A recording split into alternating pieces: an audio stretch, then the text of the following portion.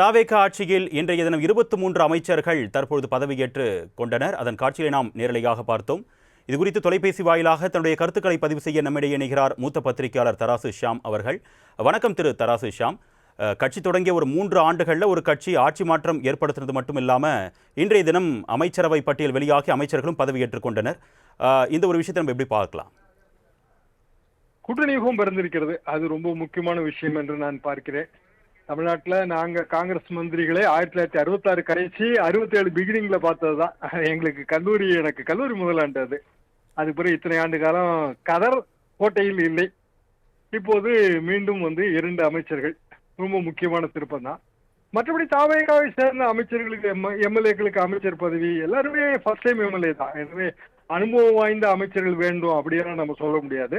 புதியவர்கள் என்பதால் திறமை குறைவானவர்கள் நான் மதிப்பு போடல. புதிய அதிகாரிகள் இருந்தா இயல்பாகவே அவர்களால் கற்றுக்கொள்ள முடியும்.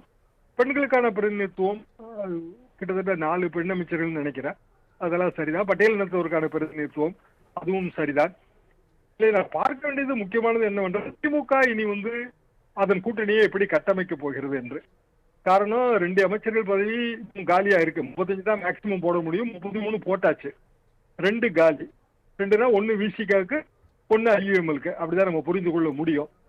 அப்ப 2 கட்சி அதிமுகவிலிருந்து பிரிந்து சென்றவர்கள் அவர்களது அரசியல் எதிர்காலம், திமுக கூட்டணியின் அரசியல் எதிர்காலம், இந்த 2க்குமான விடையைத்தான் இந்த அமைச்சரவை விரிவாக்கத்துல நம்ம தேட முடியும். அதாவது தமிழ்நாட்டில் பெரிய அளவுக்கு பாரதூரமான அரசியல் விளைவுகளை மாற்றத்தை தோற்றுவிக்கக்கூடிய ஒரு அமைச்சரவை விரிவாக்கம். அப்படி பார்க்கும்போது அமைச்சரவை விரிவாக்கத்துல இடம்பெறாத மாவட்டங்களும் நிறைய இருக்கு. தாவேகா எம்எல்ஏக்கள் இருக்காங்க, ஆனா அந்த மாவட்டத்துக்கு அமைச்சர் இல்லை. சென்னை ஓவர்லோடடா தெரியுது. நிறைய அமைச்சர்கள் தெரியுறாங்க சென்னையில. அப்போ அமைச்சரவையில இடம்பெறாத மாவட்டங்கள் அங்க கட்சியை வளர்த்தல் இது தாவேகாவுக்கு சவாலாக இருக்கும். திமுக கூட்டணியிலிருந்து பிரிந்து சென்றவர்கள் அவர்களது தொகுதிகள், ஏன்னா கிட்டத்தட்ட 28 தொகுதி காங்கிரசுக்கு, ஒரு ராஜ்யசபா வேற. அந்த இடத்துல திமுக இப்போது அவர்களுக்கு அது வசதியா கூட இருக்கும். அந்த இடத்துல திமுக கட்சிக்காரர்கள் அழுத்தப்பட்டவர்களாக இருப்பாங்க. உதாரணமா அறந்தாங்கி தாவேகா அமைச்சர் வந்துட்டாரு. ஆனால் திமுக ரொம்ப அஜிடேட் பண்ணாங்க. மீண்டும் ஒரு முறை காங்கிரஸ் கட்சிக்கு கொடுக்க கூடாது, அறிவாலயத்தின் முன்னால் தீக்குளிப்போம்லாம் அறந்தாங்கில திமுக நிர்வாக பொறுப்புல இருந்தவங்களே ரொம்ப போராட்டம் பண்ணாங்க. இப்போது அவர்களுக்கு புதிய உற்சாகம் கூட பிறக்கும்.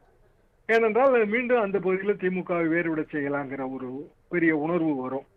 ஆக 2 தரப்புலையுமே அதை நாம் பார்க்கிறோம். அதிமுக எம்எல்ஏக்கள் தகுதி நீக்கம் இந்த பிரச்சனையில இருப்பதால் அவர்களுக்கு அமைச்சர் பதவி கிடைப்பதற்கு வழி இல்லை. அப்படி என்றால் இந்த 25 பேர்ல பலரும் திருப்பி எடப்பாடி பழனிசாமி அவர்கள் பக்கம் திரும்புவார்கள் என்றுதான் நான் எதிர்பார்க்கிறேன். ஒரு 6 அல்லது 10 பேர் திரும்பவே முடியாத நிலையில் இருப்பவர்கள், அவர்களுக்கு கட்சி தாவல் தடை சட்டப்படி அடுத்த சில மாதங்களில் அமைச்சர் எம்எல்ஏ பதவி பறிக்கப்பட்டால் மீண்டும் அதற்கான ஒரு இடைத்தேர்தல் வர வேண்டிய கட்டாயம் வரும். அப்ப திமுக அந்த இடைத்தேர்தலில் அதிக இடங்கள் பிடிக்க வேண்டும் என்கிற ஒரு உணர்வு ரீதியான போராட்டத்தை முன்னெடுக்கும். அடுத்து வரவிருக்கிற திருச்சி கிழக்குல திருமாவளவன் நிற்க சொல்லணும்னு தாவேகா சொல்லுது. அதாவது சிதம்பரம் திருமாவோட எம்பி தொகுதியை தாவேகாவும், திருச்சி கிழக்கோட தாவேகா எம்எல்ஏ தொகுதியை திருமாவும் போட்டி போடுவாரு அப்படிங்கிற மாதிரி பேச்சு அடிபடுது. அது உண்மையாக இருக்கும் பட்சத்தில் திருமாவை எதிர்த்து திமுக கேண்டிடேட் போட வேண்டிய கட்டாயத்தில் போய் சேரும். இப்படி பல அரசியல் ரீதியான பெரிய பெரிய மாற்றங்கள் இந்த அமைச்சரவை விரிவாக்கத்தின் மூலமாக நான் உணர்கிறேன். திரு தராசு ஷியாம் அவர்களே, இப்போ கூட்டணி கட்சிகளான விசிக மற்றும் ஐயுஎம்எலுக்கு அதிக முக்கியத்துவம் கொடுக்கப்பட்டிருக்கு கம்யூனிஸ்ட் கட்சியை காட்டிலும். அதே போல இப்போ காங்கிரசுக்கு 2 அமைச்சர் பதவி கொடுக்கப்பட்டிருக்க நிலையில அவர்களுக்கு என்னென்ன துறைகள் ஒதுக்கப்படலாம் அப்படின்னு நம்ம புரிஞ்சுக்கலாம்? பொதுவாக என்ன சொன்னார்கள் என்றால், மேலூரை சேர்ந்த திரு விஸ்வநாதன் அவர்களுக்கு உயர்கல்வித்துறையும், கன்னியாகுமரி மாவட்டத்தை சேர்ந்த புதிய அமைச்சருக்கு சுற்றுலாத்துறையும் வழங்கப்படும் என்பது எதிர்பார்ப்பு. 2 துறைகளும் காலியாக இருக்கின்றன. அது அப்படித்தான் ஆகும் என்று நான் நினைக்கிறேன். விசிகாவை பொறுத்தவரையில் திருமா அமைச்சரவையில் இடம்பெற வேண்டும் என்று திரு விஜய் அவர்கள் விரும்புவதாக தெரிகிறது. அதற்கு திருமா ஒத்துக்கொள்கிறாரா என்று தெரியவில்லை. கட்சிக்குள்ளும் வன்னியரசுக்கு கொடுக்க வேண்டும் என்று ஆதரவும் தெரிகிறது.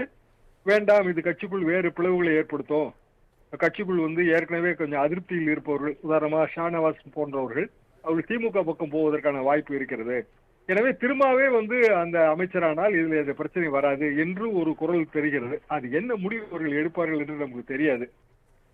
அப்படியானால் தாவேகா அமைச்சரவையில் இடம்பெறுவதன் மூலமாக விசிகாவுக்குள்ளும் அரசியல் குழப்பங்கள் தெரிகின்றன. ஐயர்மலை பொறுத்தவரை இந்த குழப்பம் இல்லை. ஆனால் பொதுவாக முஸ்லீம் லீக் என்பது திமுக கூட்டணியில் தான் காலங்காலமாக இடம்பெற்று வருகிறது.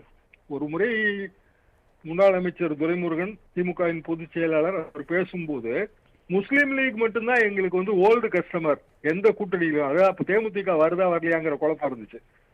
முஸ்லீம் லீக் மட்டும்தான் எங்களுக்கு ஓல்டு கஸ்டமர், மற்றவங்க எல்லாம் வருவாங்க போவாங்க என்றே கூட நகைச்சுவையாக சொன்னார். அந்த அளவுக்கு முஸ்லீம் லீக்குக்கும் திமுகவுக்குமான கூட்டணி பலம் என்பது கிட்டத்தட்ட 1962 இருந்து இருக்கிற அந்த கூட்டணி உறவு. அதை அவர்கள் முடித்துக் கொள்ள வேண்டும். தாவேகா அமைச்சரவையில் இடம்பெற்றால் திமுக கூட்டணியை அவர்கள் மறக்க வேண்டியது வரும். எனவே அவர்களுக்கும் இதுல ஒரு குழப்பம் இருக்கிறது. இதெல்லாமே நமக்கு போக போகத்தான் தெளிவாகும். நிச்சயமாக தொலைபேசி வாயிலாக உங்களுடைய கருத்துக்களை பதிவு செஞ்சதுக்கு மிக்க நன்றி திரு தராசு ஷியாம்.